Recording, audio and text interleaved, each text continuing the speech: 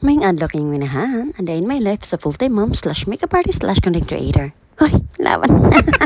It's another day, another video na po tamang inahan. Sayo tani mataog nagsayo-sayo din haan. Alas 4 pa lang gipukaw na ko sa ko anak babay din na kay magpatimpla siya gatas. Ang nagsayawan na lang na ako din na mintas kong nag-inom sa kong collagen. Kaning mga bata sayo gunin sila ng mata, mura gunin sila ilahang mga lulag-lulo. Pinakasayo na nila ang alas 4 alas 5. Pagka alas 9 sa buntag kaninang lakaw namin nila mama. Kaya ako ama mo sukad nga na business woman na siya, tigsayo na siya mulakaw no. Murang imbes nga alas 10 pa ni si Frona ni sayo na lang tamig uban nila kay wa mi kasakyan. Kay karon adlaw slumber party ani akong anak mo. Muna nagbitbit na pug ko og iyang higdaanan unlan og iyang habol. Pero kay wala man siya ni kaon dito sa balay mo nang ngari minangaon sa putuhan. Kay usay mapulan na siya sa pagkaon dito sa balay kay puro isda. Wala pulan siya dito sa kuang naong nga magdaganay may maghinungitay with matching tukog. Laban.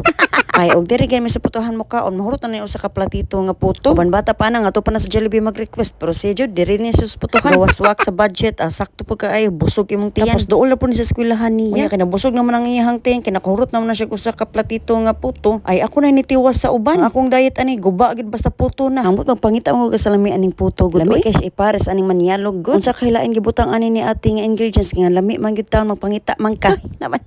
Lambato na taon ako pagkaon no kay gipadali na ko ni papa kay maanhay na diri sa eskwelahan. Kay taligsik na daw ko no. So kulang na lang gitunan na ko ang kutsara. Ni tilipot na lang ko dinhi sa ilahang eskwelahan. Laban na.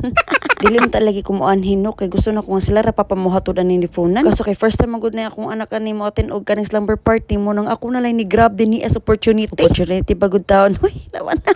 So kay na pa may first batch dito sa room nila ni Fronan mo nang naghuwat sa mi anay dinhi kay panghapon magud ni sila Fronan. Iusa na lang sila nga res pambuntag kay para lagi diretso na lang kuha na klase kahapon. Mo nang gusto ko musaksi anang ilahang slumber party kay wala ra ba taon siya sa una no. Bag una po ni nauso karon panahon na. Laban ni nahan.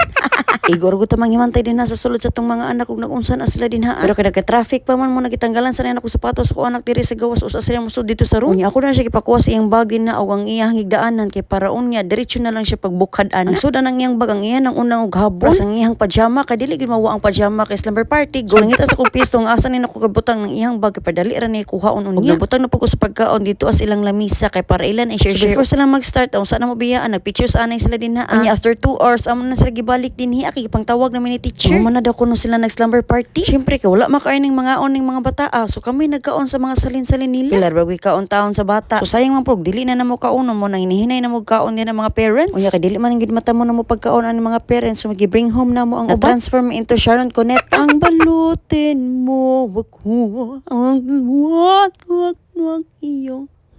Nikanta siya, napabadlong gyud.